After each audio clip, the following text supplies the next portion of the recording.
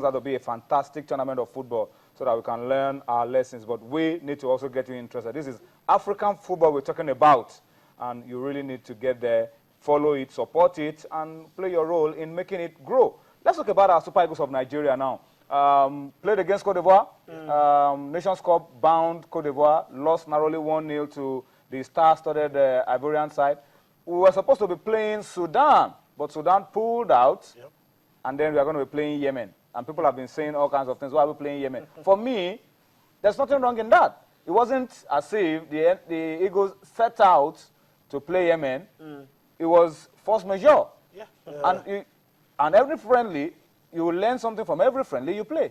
We're even lucky to be playing friendlies at this moment. And those playing us, I mean, if not that, most of them were preparing for the Nations Cup. They probably would not you know, be able because to assemble. there are no FIFA windows now. Exactly, not be able to assemble a team to play us. Say, if you're playing Iraq or you're playing Iran, it doesn't matter to me as long as you're playing, as long as we are going to continue with this project.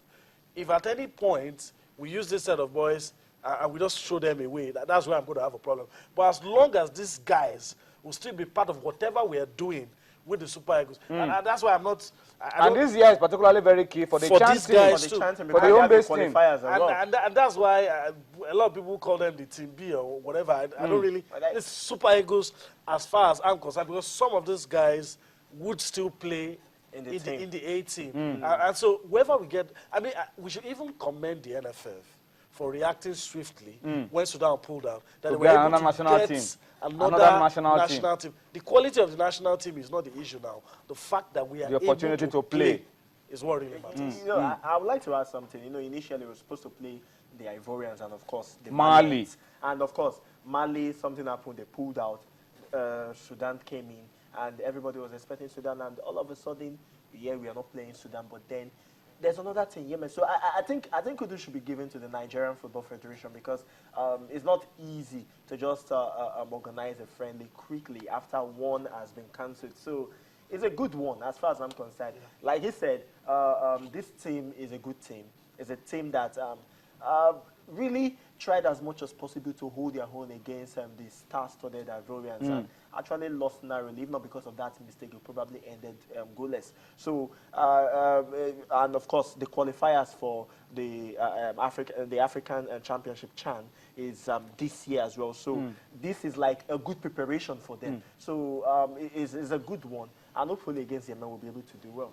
All right, let's move on, gentlemen. Let's talk about the Flying Eagles very quickly. And the story coming out of the camp of the Flying Eagles today has got to do with the availability of foreign-based professionals as the team gets ready for the African Youth Championship that will be taking place in Senegal later this year. The story coming out of the camp of the Flying Eagles is that our star man, Kelechi Iheanacho, may not just be available. Yemi, we've been expressing these fears all along, but the good thing for me is that Manu Gaba, the coach of the Flying Eagles, also has been having at the back of his mind that he may not get this guy. Now the news is out from Manchester City that Kelechi Iheanacho and Chidiebere Nwakali, two key members of the Golden Eagles squad to the last Under-17 World Cup where they became champions, are not going to be available.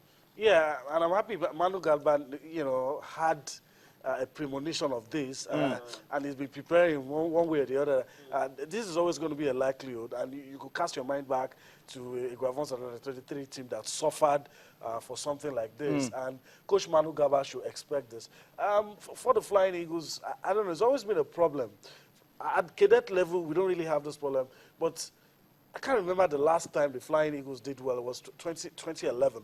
And even if you look some years before that, apart from CSS 2005 team, so we've always had that problem. I remember even the 2008 team. 2011 team, Ahmed Musa had a problem. Exactly. He came for a tournament, played a game, traveled back. I was there. I saw. I mean, he played just one game, and had to return to Holland. That was in South Africa. And the truth of the matter is, if you remember very well, because we had our discussions there, anytime Ahmed Musa did play, the team struggled. So I think that's what Manu Gaba should watch against. The game plan shouldn't be centered on the success of those world. Kelechi Iheanacho, Nwakali, all of these guys may not just be able to make it. They may not be available. And once they are not available, it should affect the game plan. We didn't suffer much in 2011 because the guys eventually managed to qualify. They won the tournament. They won the tournament. And we went. And that's what the coach should be looking for now. But at the 23 level, because you're allowed to use professionals, you're always looking for that blend. If only... because it's a bigger tournament. Yes. If only the coach... For the World Cup, yes, you may get this guy. Well, I want to look at it from a different angle. I mean, this is a continental championship, and it's a continental association or federation that is part of FIFA. Now, if competitions like this are not particularly under the radar of FIFA, and these clubs are not obliged to release these players, I mean, this was what happened during Ahmed Musa's time. Ahmed Musa was playing in Holland at the time, and he had to play just one match, the first match, actually scored in the game. And we were expecting him to come back and he never came back. Ended. But then at the World Cup, which he actually played and all got to the quarterfinals. So he played all through the World that's Cup. what I'm trying to say. The World Cup is a FIFA World Cup, so FIFA will be. But then I think FIFA should try as much as possible to make all this continental championship a bit relaxed. Yeah, in Europe, it's a bit relaxed. You know the challenge. The challenge usually are the clubs. The structure of club football in Europe is such that the clubs are very powerful. Yeah. There are contracts binding players to clubs that makes it difficult for you to just say, look, I want this player now. We understand, but some of these players do not even play in the A team. I mean, Kelechi Iheanacho but they have plans for you. They have plans for you. That's what I'm trying for to say. example, they hold these players, they pay these players. There's really nothing. For example, Iheanacho, according to Manchester City, is injured. That's why he's not going to be available. And so that one is difficult to force. To argue against. He said he's injured. He's going to be out till March. But Chidebere Nwakali, they said their plan is to loan him out and get him to play games somewhere else. So that's the program that they have for these guys. That's why they are not going to be able to release them to come and play the African Championship. But I think for Manu Gaba, the plan will always be get the players. Isaac Success is already a full...